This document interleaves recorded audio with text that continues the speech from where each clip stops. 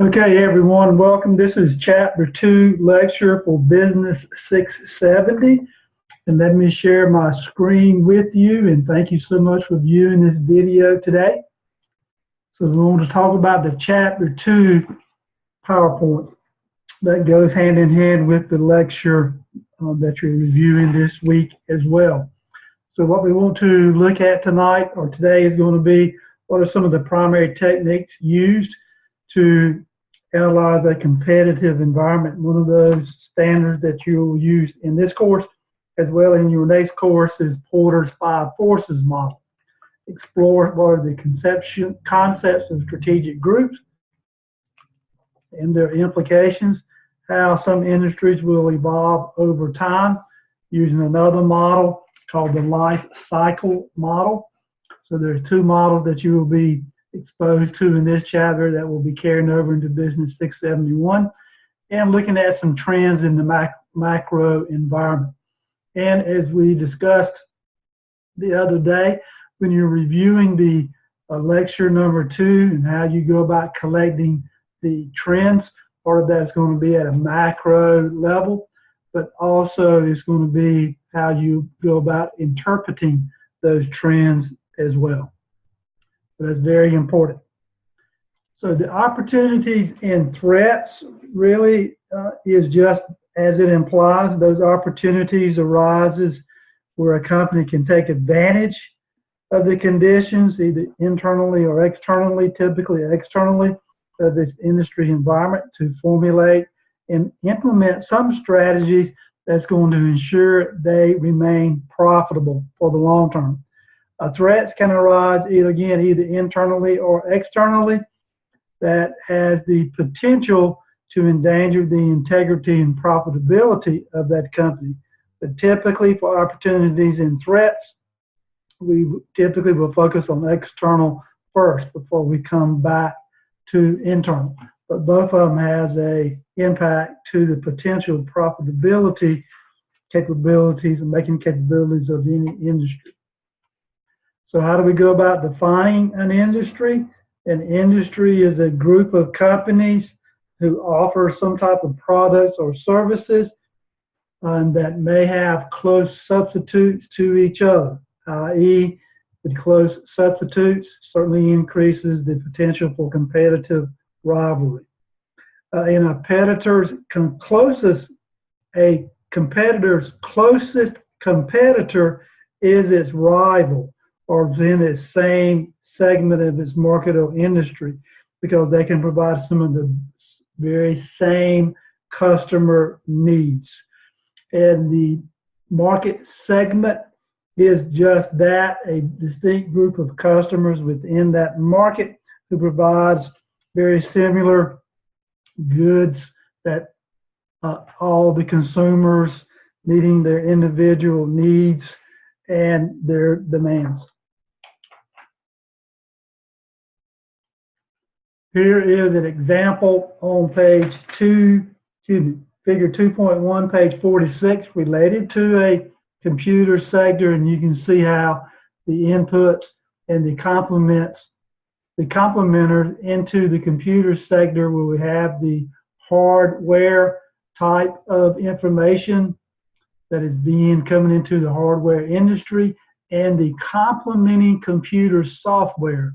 And it makes intuitive sense if you think about that a computer without operating software is a pretty desk object or pretty object that you can tote with you. But if it doesn't have the operating software, it doesn't, as you can imagine, will not operate well. So having that complementing software in this particular industry complements the computer hardware really makes this industry move. Here is figure 2.2 over on page 48 as it relates to competitive forces, or i.e. Porter's 5 forces. And this model is really related to the potential entrance into that particular industry segment. Within, if I have an established company already in that industry, then as that established company, I'm going to use this model to analyze my threats from potential entrants into that industry that may have the potential to take away my market share. And we know if you take away market share, then you have the potential to have depressed profits. And no organization that is for profit really likes to have depressed profits. So it really determines how attractive the industry is due to its profit potential. It is used typically for industry versus a company to identify those forces, but even at a company level, some strategies should and could be adopted that would help that particular company improve its overall performance. And as rivalry goes up, profits goes down, meaning that the more people I have, the more competitors that I have in that particular industry segment, means I'm going to have depressed profits because the market share is being dispersed across multiple competitors instead of an example of a sole source market or market provider. As each one of these forces grows stronger, it limits the ability of that company that's already established, that's already in that market, to raise profits and earn greater, or to raise prices and earn greater profits. Therefore, a strong competitive force of any one of these to an established company in that industry could be regarded as a threat because, again, it has the potential to depress the profits. Accordingly, a weak competitive force can be regarded as an opportunity because it allows that company to earn greater profits or to maintain or expand its market share or raise prices because they could be a sole source provider within that particular industry. And as you can imagine, that these forces will change, they will vary when it comes to industry. As industry changes, these forces may change as well. So the first one is associated with the risk of entry by potential competitors. So this is the very first of Porter's 5 forces. And those potential competitors are companies that are not currently in that industry, but have the capability to go into that industry. And those companies that's already established, and often they will go out and try to discourage competitors from entering into their industry.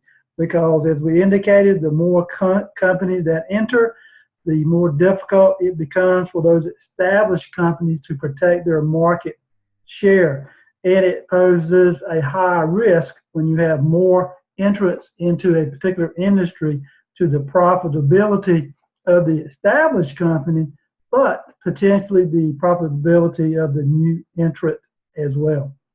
And when this occurs, when the risk of entry is low, when you don't have a lot of competition trying to jump into your industry, then those established companies have the potential to take advantage of that by, again, raising prices and earning greater rates of return.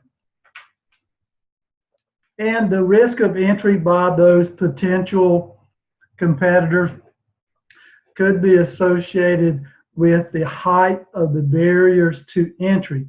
That is, what are those factors that make it so costly for that new company to want to enter or prohibit that company from entering in that industry? The greater the cost potential the competitors must bear in order to enter that industry, the greater the barriers are to that industry, the more expense that they're going to have.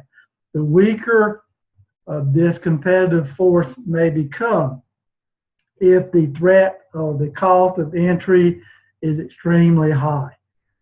And because of that high entry barriers may keep potential competitors out of an industry when industry profits are already high. Important barriers that we look at here is economies of scale, brand loyalty, absolute cost advantages, customer switching costs, and government regulations.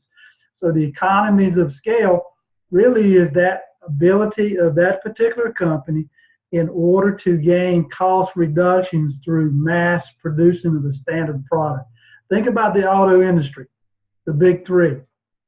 How much cost, the barriers of entry would be high just based on the cost to go out and build new manufacturing capabilities, to build distribution capabilities, marketing disability, ability to go out and actually build a car. So the cost of entry would be extremely high.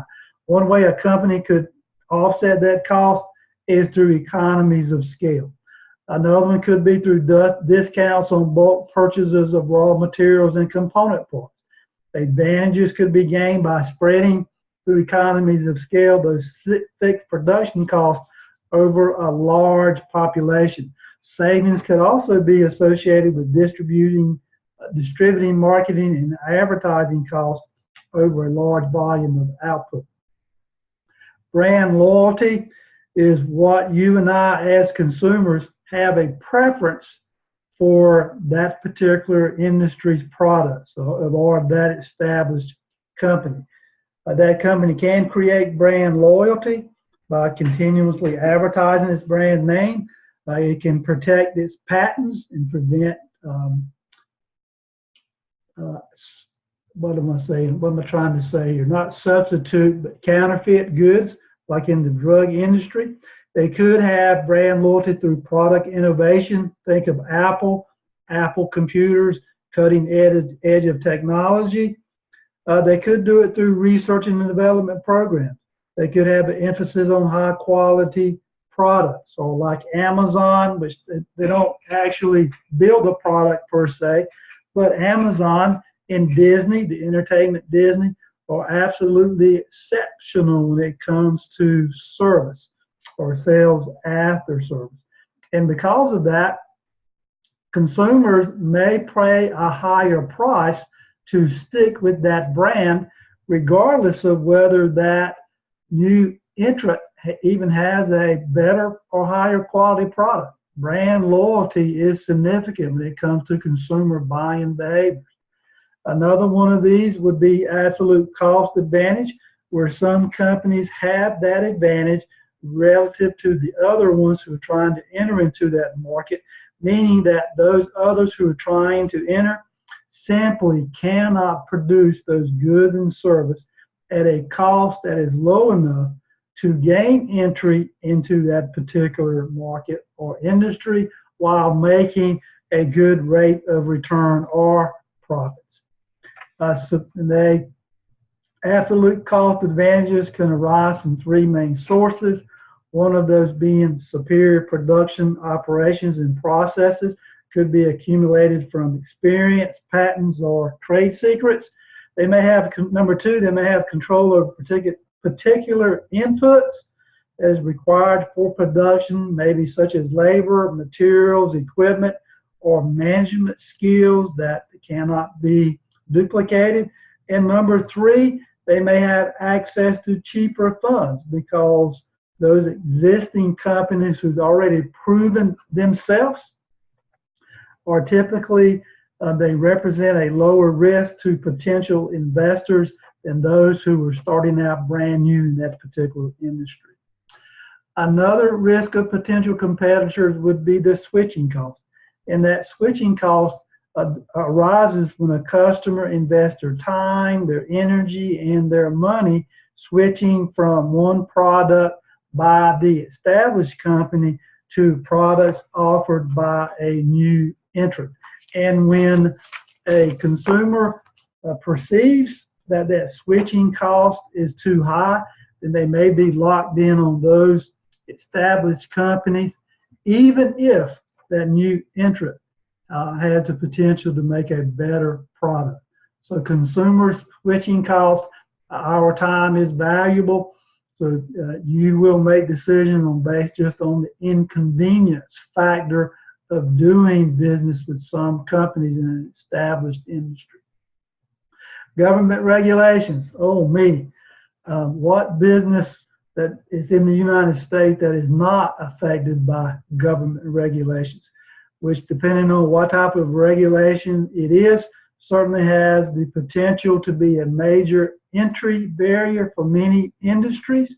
And those competitive forces, due to those government regulations, could be significant. It could increase the intensity in industry competition and lower industry profits, or potentially increase industry profit if the regulations are in favor of those that are currently in that particular industry segment. So government regulations, think of the healthcare that's going on, debate that's going on now, and how much that has impacted today's businesses.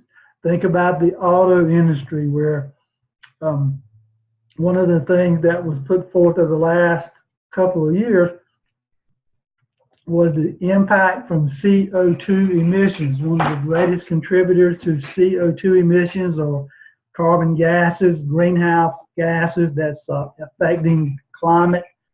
And you can probably find as many who are for it as you can who are against it. But for our discussion, let's say that CO2 does impact global warming, that when the federal government put out new government regulations in the last couple of years, that auto manufacturers are going to have to reduce their carbon footprint from manufacturing, as well as emissions from autos. How do you go about doing that? That's a strategy they have to come up with, and it has a direct cost to the production of those particular products, and that direct cost will be passed over to you and I as consumers. And government regulations affects every business in the United States, as well as around the world. Rivalry among established companies is point number 2 in Porter's 5 forces. And it has 4 major factors that has the potential that's going to impact the industry rivalry among established companies, which include the industry competitive structure, the demand conditions, cost conditions, and the height of exit barriers in the industry. So let's look at each one of those individually. So the industry competitive structure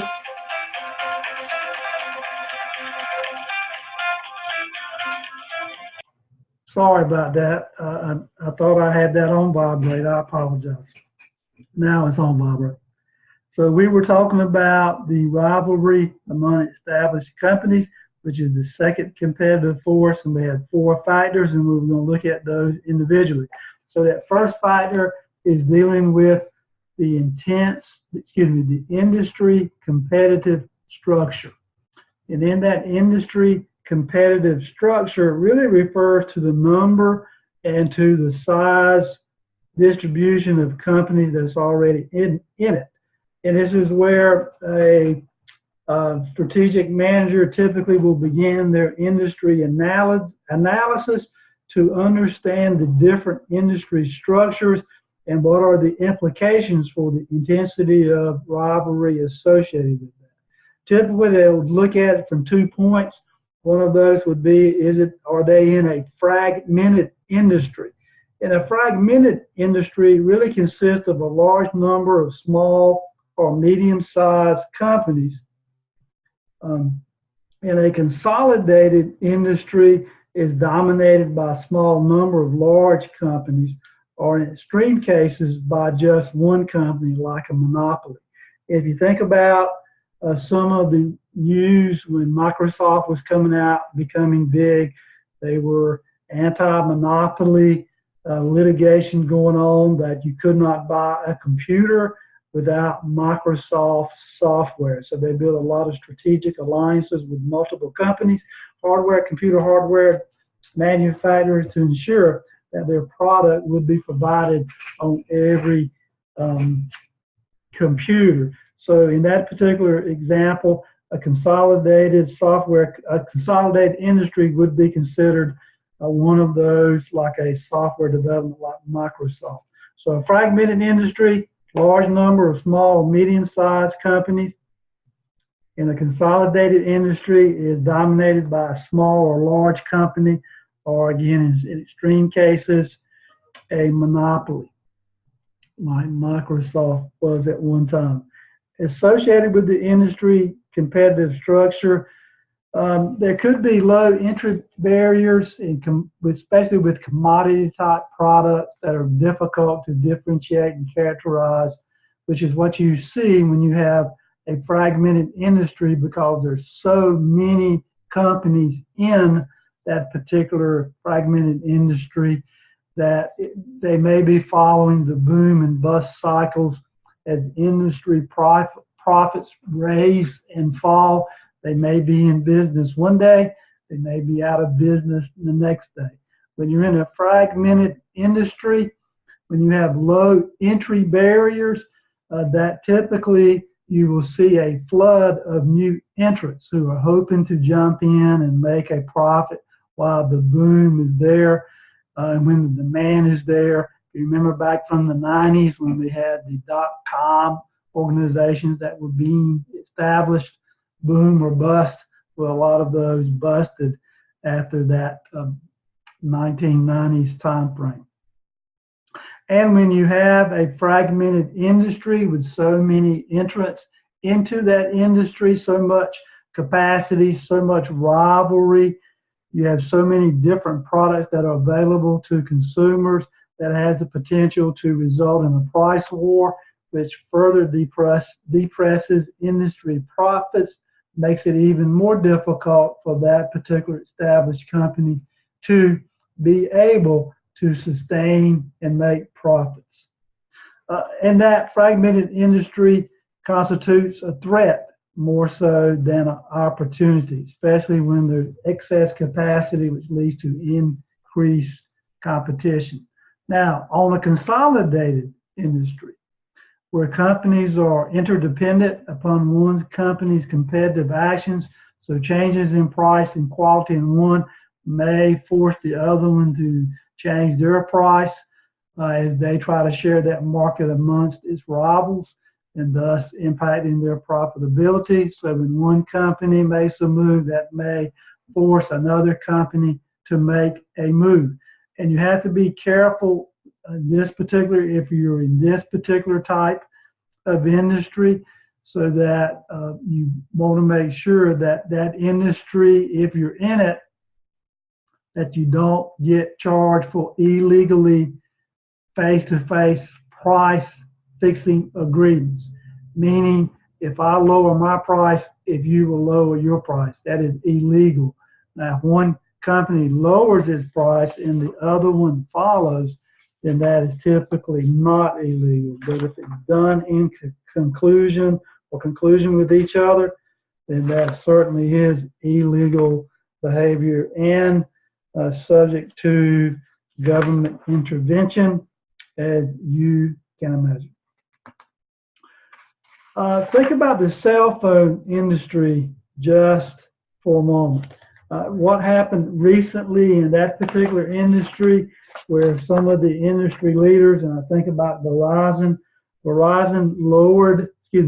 it changed its data package and went to unlimited because some of its competitors went to unlimited as well. So that's an example of a company that affects the market. When one changed, the other one was kind of forced to change to maintain its market share.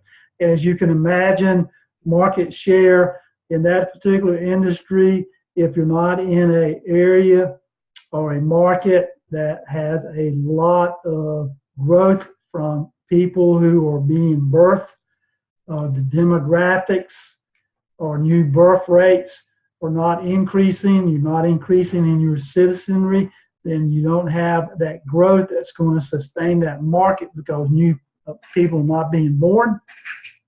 Then the only way that they're going to be able to increase their market share is to take their market or consumers from their competitors. And I think in our textbook, we talk about strategy 2.2. They talk about the cereal industry. That's another example of the price war that broke out, and how with one change, the other one had to change. But they failed to recognize that societal norms changed as well. And because of those societal norms, we just don't eat as much cereal as we used to. But that strategy and action on page 53, it was an interesting read. And those societal norms would be considered an external force that forced the cereal industry to relook at its strategy. We talked about demand, exit cost conditions, we talked about that, and exit barriers is really when those barriers are so high, whether it be economic, strategic, emotional, that prevents those companies from leaving an industry. If the barriers are high, if the cost to get out of that particular industry is so high, then those companies may find themselves locked into an unprofitable business, but it would cost them more to get out of that. Typically, there's common barriers that influences a company from staying in that particular industry that may be unprofitable. There's 6 of those over on page 54 in your textbook. Number 1 is the investments. They just have too much money tied up in equipment and tangible assets and operating facilities that have little or no value in any other particular industry or market and cannot really be sold at a later date. So it's like, if you think about it, I live here on the coast, and one of the things that we see a lot of times is that an old house that was built back in the 40s and 50s on beachfront property. Well, the value of that property is not in the house as much as it is in the land.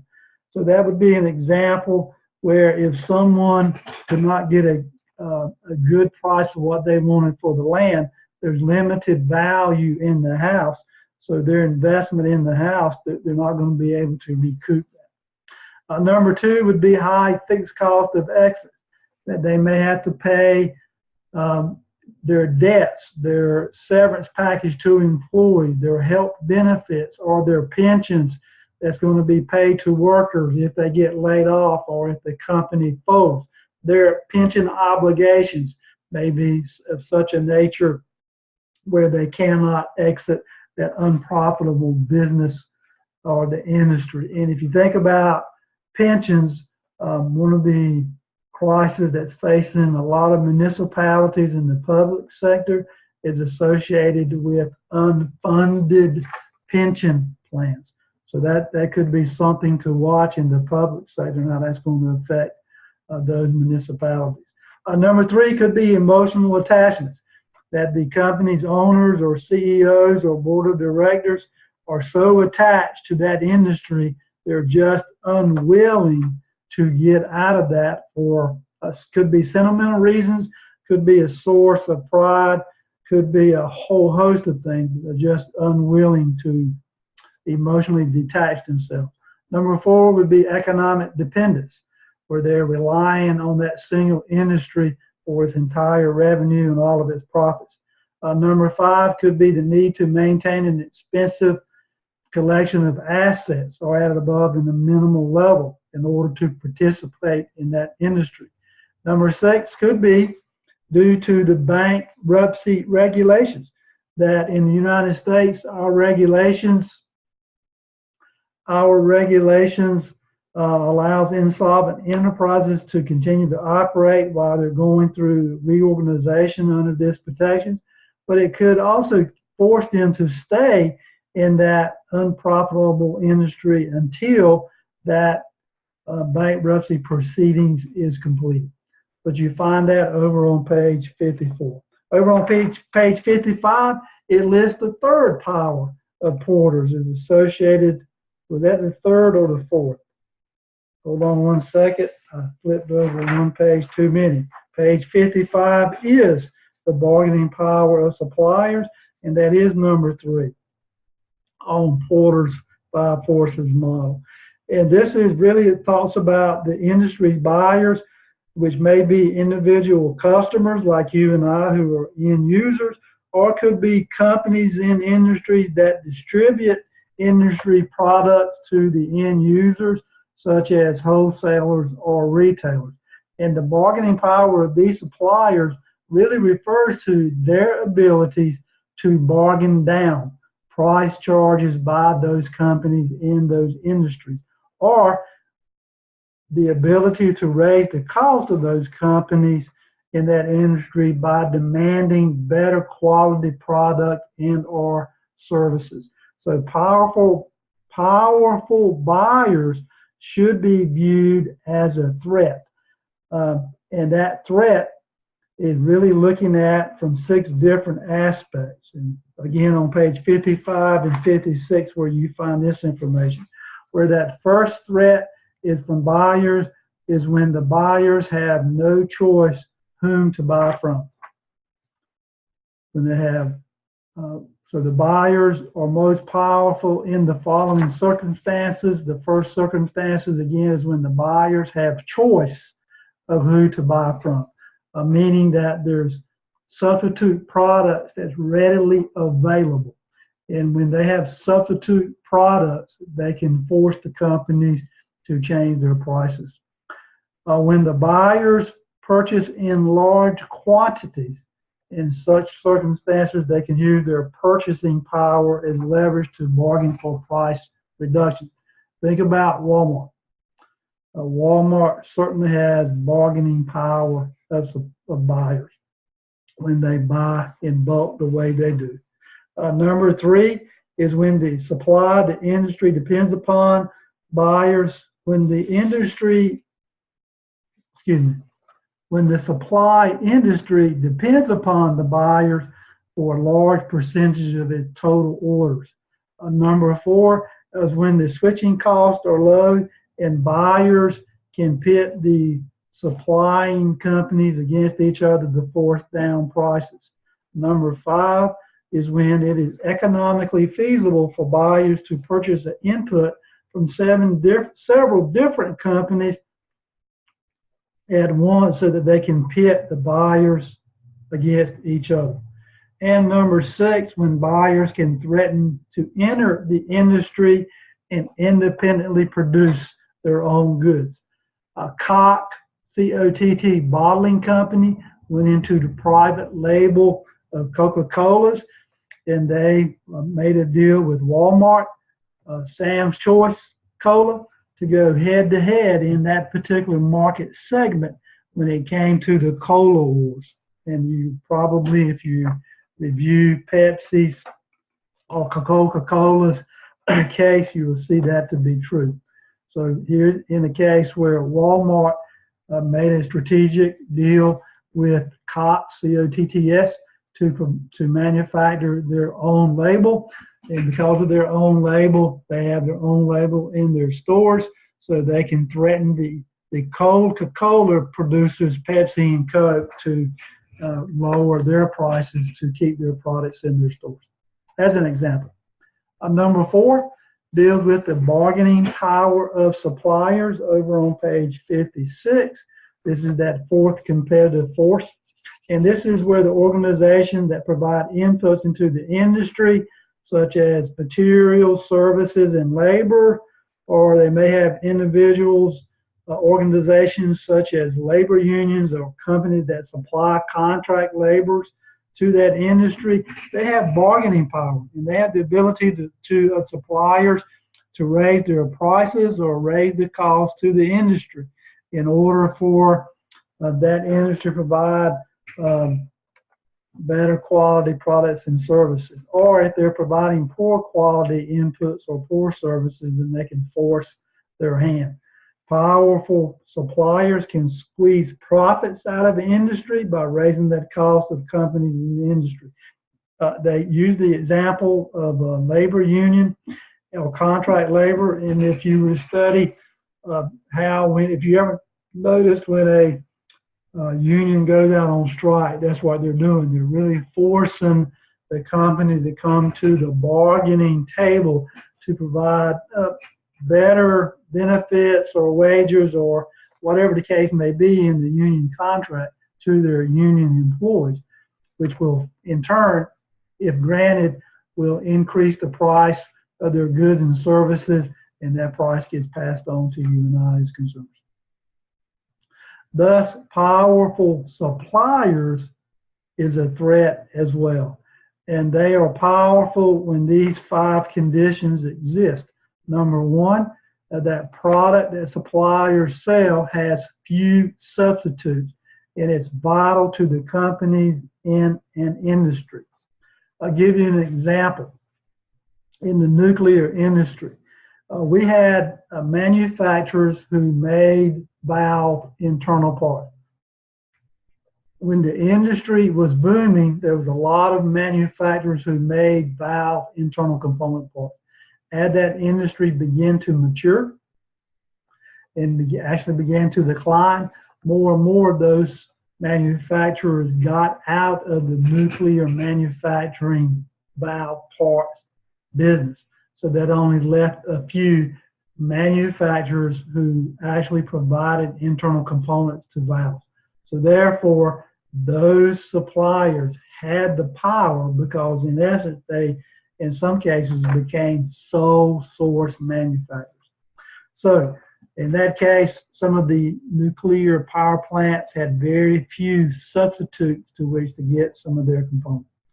Number two, the profitability of suppliers is not significantly affected by the purchase of companies in a particular industry. Or in other words, that industry is not an important customer to that supplier. They have more suppliers that they can sell to. Number three, companies in the industry would experience significant switching costs if they were to move to a different product or a different supplier. The cost to move would just be too astronomical. Suppliers, number four, suppliers can threaten to enter their customers' industry and use their inputs to produce products that would compete head to head with those who are already in that industry. And number five, companies in that industry cannot threaten to enter their suppliers' industry and make their own inputs for lowering prices. They just do not have those capabilities. And again, on page 57, our Walmart case, as you read that, you will see as it describes just how much power it really has over its suppliers. And there's pros and cons associated with bargaining power over suppliers, which is pretty well discussed in that case. So it's an interesting read there as well. Another substitute products. Yep. Substitute products is, I believe, the fifth associated with Porter's. This is the final force and Porter's 5-force models. And this is where the products of different businesses or industries that can satisfy customer needs are readily available. That means that I have a substitute product. If you think about the computer industry, and if you're not worried about brand loyalty, whether you buy Dell, whether you buy Gateway, whether you buy HP, whether you buy Apple, the basic concept of the computer is the same. So there's substitute products in that industry. Whether you buy an iPhone, whether you buy an Android, whether you buy a Motorola, or some other type of smartphone, their basic functionality remains the same. And as a result of that, the existence of some of these close substitutes is a strong competitive threat because that really limits the price that the company in one industry can charge for their product, which also limits profitability as well. Then another force that is kind of associated with Porter's 5 forces is this thing called complementars. And if we go back to our hardware example back on page 46, where you see the computer software industry, that is really where they are selling products that complement the products of that industry that's already established. And when the complementers is increasing and producing attractive complementary products, that demand increases and profits in that industry can also increase to take advantage of those opportunities, creating value for that particular company. However, if the complementers are weak and they're not producing the attractive complementary products, then it can be a threat, slowing industry growth and limiting their profitability. So software, hardware, they complement each other. If you think about Harley-Davidson's motorcycles, they sell the motorcycle, but they also sell the riding apparel. So the riding apparel complements the motorcycle. Not that it's going to make the motorcycle any more reliable or anything like that, but it complements it. If you think about the cell phone industry, the basic cell phone, how many people will actually go in and buy just a cell phone and not walk out with a case, not walk out with a screen protector, or not walk out with an additional charger? So all of those products complement that particular industry, and they are usually profitable as well, just as an example. So as you think about this, the analysis of forces in this industry using this competitive force is a powerful tool that you can utilize, and you will utilize it to help you analyze your case in Business 671. You have to also recognize that one competitive force can affect the other ones. Therefore, all forces need to be considered when performing an industry analysis. And you have to systematically think about your strategic choices as you do this industry analysis, considering the opportunities and threats that may force a company to change their strategy. And the crucial point, analyzing the industry environment in order to identify an opportunity or a threat, leads to a discussion of what strategy should be adopted to exploit those opportunities and counter those threats. So doing a Porter's five forces of the industry analysis is paramount when you think about doing strategy. So page 61, that conversation about why industry analysis matters, you'll find over on page 59, Over on page 60 and 61 talks about the implications of strategic groups, and that implications is for identification of opportunities and threats. When a strategic group is pursuing a similar strategy, customers tend to view those products as direct substitutes for each other. Thus, a company's closest competitors are those in its strategic group. Different strategic groups can have different relationships to each of the competitive forces. Thus, those in each strategic group may face a different set of opportunities and threats. But to reiterate, a company's closest competitors are those in its strategic group. And here is an example of the aerospace industry. If you look at the difference between large jet industry and regional jets, they are different strategic groups. They have different relationships to them, and they have competitive forces, and they do face different sets of opportunities. And the distinguishment between large and regional is based on the number of seats.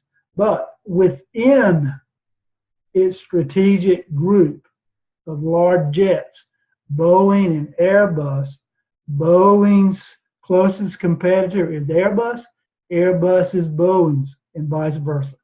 So within its strategic group is its closest competitors. The same thing is true here with regional jets. So that's just an example over on page 60, figure 2.3. Some of those implications of strategic groups, I think we've already touched on. We already touched on that. Some of the next ones over associated on page 62 when it comes to the role of mobility barriers. And some strategic groups, they're more desirable because their competitive forces open up greater opportunities and have fewer threats. And when a manager is analyzing this industry, they may find that a strategic group where competitive forces are weaker and higher profits can be made, i.e. sensing an opportunity. In sensing that opportunity, they can change their strategy and move to compete in that strategic group. Taking advantage of this opportunity could be difficult based on the mobility barriers between those strategic groups.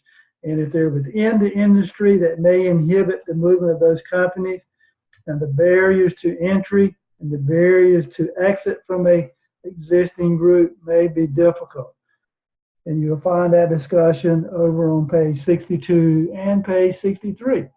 Here is an example of the industry life cycle. This is another one of those models that you're going to be utilizing in your strategic analysis of your company. And this life cycle really is a generalization when it changes.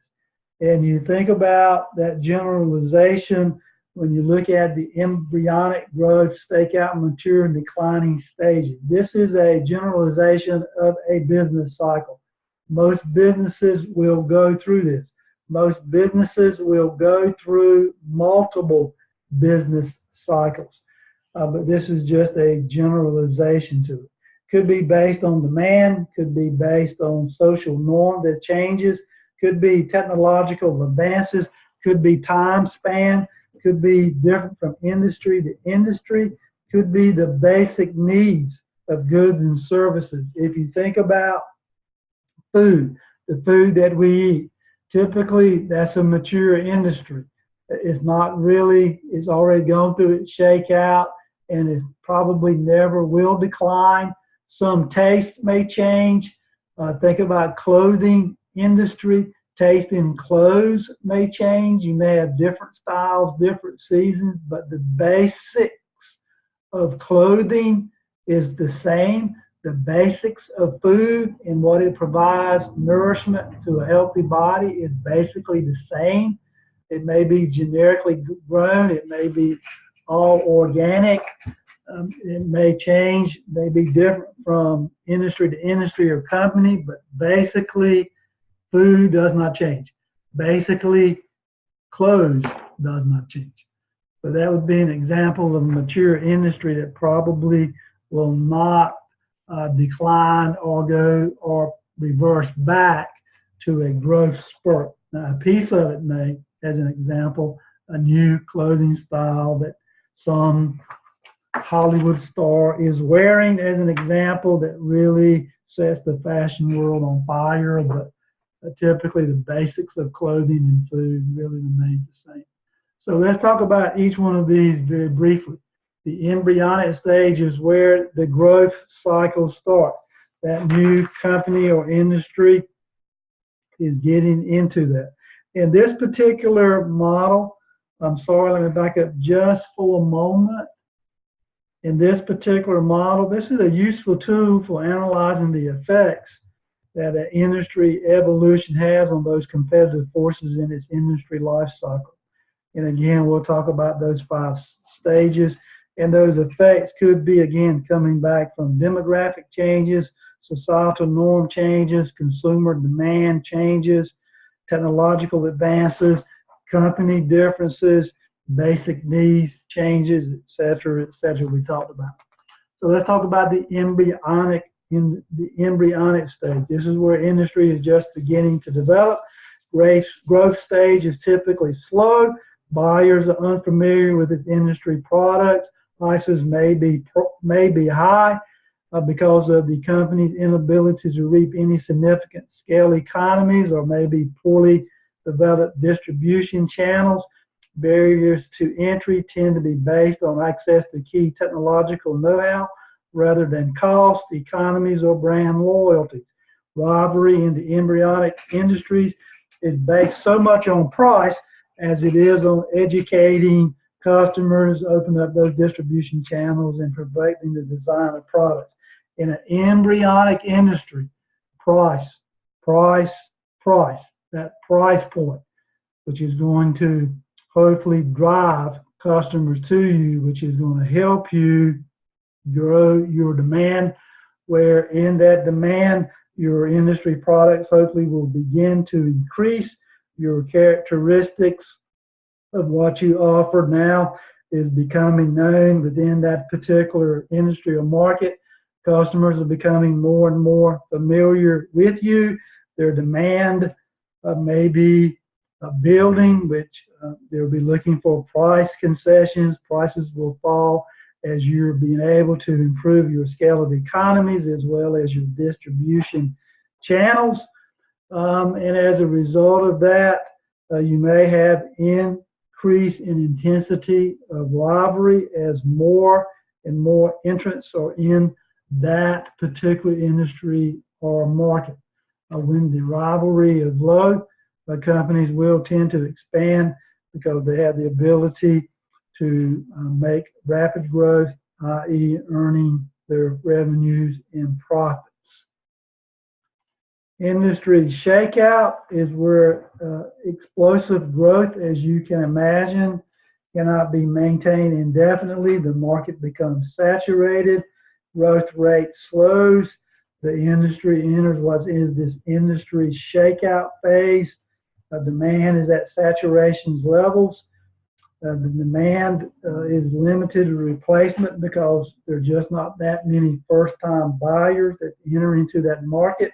This is where understanding your market, the demographics of the market, what is the growth rates demographically of a particular market segments, or another way to put that would be what are the citizenry movement in a region. Is it expanding or is it retracting? And if it's expanding, why? If it's retracting, why? Is it because the market is depressed, or is it because the entrants or potential customers are moving to a new region and the region is expanding, creating opportunities for an industry in this shakeout phase? When a company enters into a shakeout stage, rivalry can become intense because they have been used to and accustomed to rapid growth. They've added potentially additional capacity to maintain that growth. Now that growth is now saturated. So what do they do with that excess capacity? And you see figure 2.5 on page 66 is an example.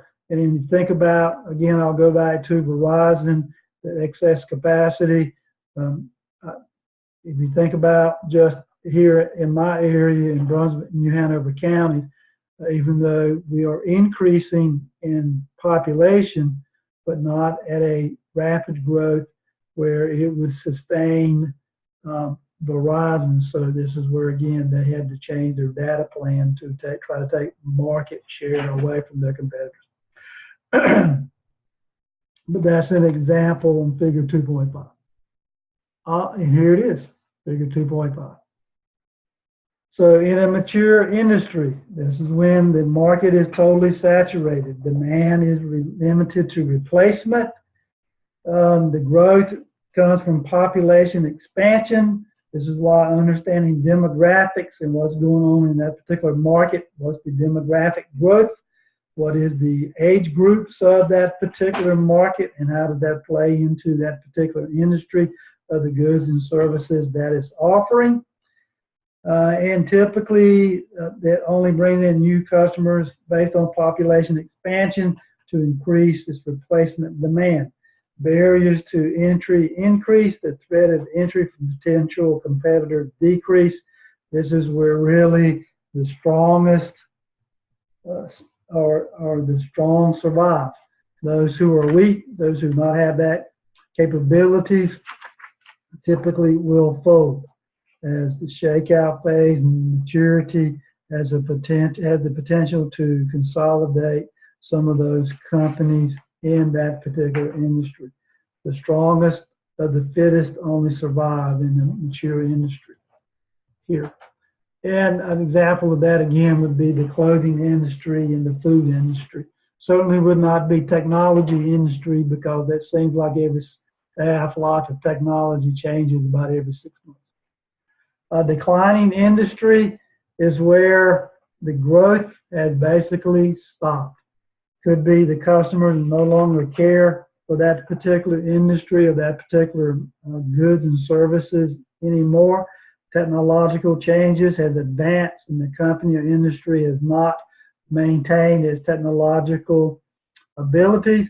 Societal or social norms, the demographics, growth rate declines, and expansion of regional areas has occurred with the demographic changes that forced industries to be in decline. Competition internationally has moved into the market, which has taken away a lot of the market share. And that international competition may be able, based just on one of the things you always hear, as to why companies typically will offshore their manufacturing capabilities is related to either tax breaks, because the corporate tax rate here in the United States is so high, or get cheaper labor. And they can provide it at a much cheaper cost. And you and I, as consumers, we love our tennis shoes, but I know of very few consumers who are willing or who can afford a $600 or $700 pair of tennis shoes. So price wars, prices is paramount in the declining industry. So as you think about the industry analysis, you're really looking at the threats and opportunities of the different kind of industry environment in order to develop good, effective strategies. Some of the limitations that you'll find in the industry model and the life cycle issues is that it is simply a generalization. In practice, industry life cycles do not always follow that pattern that you see in figure 2.4 on page 63. Like a seasonal life cycle, industries can have multiple life cycles as well. In some cases, the growth can be so rapid that the embryonic stage may be skipped altogether, and that in some cases, they never get out of that embryonic stage.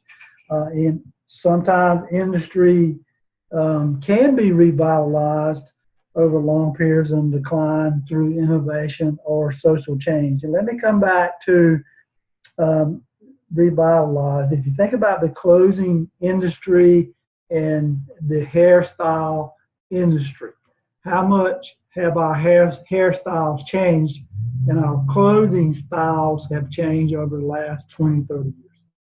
Seems like what I used to see and wear in the 60s now is making a comeback here in the 2000s. So that's just an example that sometimes consumer tastes are going to change and they're going to revert back to what they used to be. But that's not a very good strategy to which to base a strategic initiative on, and hoping that societal norms will change and what used to be good several years ago will be good tomorrow. But if you also think about that it's going to change from industry to industry. Some industries can stay in maturity for an indefinite period of time when those particular products are viewed as basic necessities. Again, clothing, food, considered basic necessities. The car industry, to a great degree, now is considered a basic necessity because we're more mobile as a society and we need our cars in order to get to and from work. But just like clothes, our tastes vary, and we have different models and different models and colors and styles because on the variations of human and their buying behavior. But if you think about other industries can never reach a mature level over a sustained period of time and go into that decline. If you think about technology changes, when the transistor was created or developed, and we got into microcomputers as a result of that, TVs with vacuum tubes died overnight. And I know some of us are only accustomed to flat screen TVs or TVs that LEDs and may never know what a vacuum tube is. But back in the 40s, 50s, and 60s and 70s, vacuum technology was technology at that particular time. But when the transistor got created, we did away with the vacuum tubes, technology changed, miniaturization of technology and computer chip revolutionized the TV industry. Think about technology when it comes to cameras. When was the last time you went out and purchased a roll of Kodak film? If you've been like me, I cannot remember when the last time, because technology advancements in cell phones, smartphone technology, and their cameras now are as good as some of the cameras that I used to use back in the 60s and 70s. When you bought a roll of film and you had to take it to your local pharmacy to have your film developed. So, competitive structure, this is a figure over on page 68, the equilibrium and competitive structure. So that innovation and change certainly has impacted a multitude of industries, which we've already discussed there. Michael Porter discusses innovations as unfreezing and reshaping the industry structure. And he argues that sometimes turbulence triggers innovation in an industry that was once settled into a very stable pattern, gets disrupted, and as a result of that, that equilibrium now gets disrupted, and because of that, that industry is under rapid change. And that's kind of what this particular over time is indicating here in figure 2.6. Another criticism associated with this model that we're talking about is the overemphasizing the importance of industry structure. Industry structure is good and it's absolutely paramount because the industry structure really helps define the differences between the company and maybe what that company has that's going to maintain through its resources and capability to remain profitable in its industry or within its strategic group. Here is an example of the role of the macro environment, figure 2.7 over on page number 70, that looks at an industry's competitive structure from a wider macroeconomic environment. And you see the technological forces, social forces, the macro forces, political and legal forces, demographic forces, and global forces.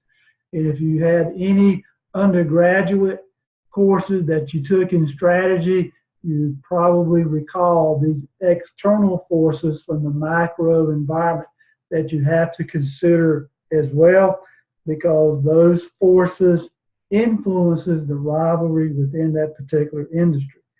For the most important macroeconomic forces that you'll have the opportunity to consider is the growth rate of the economy, the interest rates of that particular company or the country in which that company operates in, currency, exchange rates, inflation, and deflation. What is the economic growth that leads to an expansion of the customer expenditures? What's the interest rates and how that demand for the company's products, because it really influences how customers borrow money and how they go about financing those products. Currency exchange rates define that comparative value between its national currencies. and you'll be looking at gross domestic products parity, part of that exchange rate, and price inflation and or deflation. It really talks about considering the value of the spending of the value of a dollar the purchasing power of a dollar that a consumer has. And as inflation increases, it decreases the amount of that purchasing power of that particular dollar. And when you think about these other democratic, social, and political and legal forces, all of that has to be considered as well, because that has a direct influence on companies and its ability to make a profit. And if you think about here in the United States, we are a very stable economy. That's why a lot of countries like to invest in us. Even though if you look at the political arena, you would say that we probably is not as civil as we need to be, but when you compare us to a lot of other countries, we are very, very stable, which makes us a very good investment for a lot of companies. But you will have the opportunity to exercise these different type of forces as well as you move forward in our coursework. So with that, this concludes chapter number 2 review. Thank you so much for your willingness to review this material.